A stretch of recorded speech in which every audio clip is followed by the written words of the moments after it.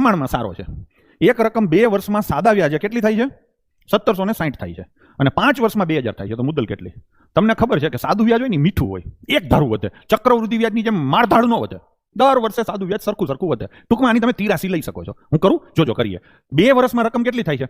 1760. 1760 રકમ થાય છે, એટલે વ્યાજ નથી 1760. 1760 રૂપિયા તમારા વ્યાજ અને મુદ્દલનો સરવાળો છે. તો હું અહીંયા લખું મુદ્દલ પ્લસ 2 વર્ષનું વ્યાજ.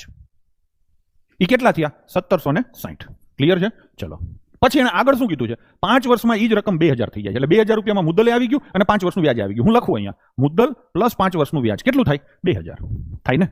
હવે આનો નાનો તફાવત ગણો ને તો 3 વર્ષનું વ્યાજ મળે ને. એ કેટલું થાય? 240 રૂપિયા થાય કે નહીં? તો 1 વર્ષનું વ્યાજ કેટલું થાય? 80 રૂપિયા છે કે નહીં? 1 વર્ષનું વ્યાજ 80 રૂપિયા હોય તો 2 વર્ષનું વ્યાજ કેટલું હોય? 160. પતી ગયું બધું પ્રેમથી, કોઈ ઝંઝટ નથી. હવે આને તમે હરખી રીતે જુઓ. મુદ્દલ વત્તા 160 બરાબર 1760 છે. તો મુદ્દલ કેટલું થાય? 160 ને સામે મોકલીને બાદ કરી નાખો. 1760 માંથી 160 જાય તો શું જવાબ આવે? 1600. તો જવાબ આવશે 1600 રૂપિયા. પતી ગયું. આમાં ક્યાંય આપણે વ્યાજની ગણતરી I બરાબર PRN ફલાણું ઠીકણું કાંઈ લીધું ખરું? સામાન્ય બુદ્ધિથી જ કર્યું છે. સાદું વ્યાજ એ મીઠું વ્યાજ છે. હવે એને દુનિયા મીઠા વ્યાજ તરીકે ઓળખશે. બરાબર ને? તો જવાબ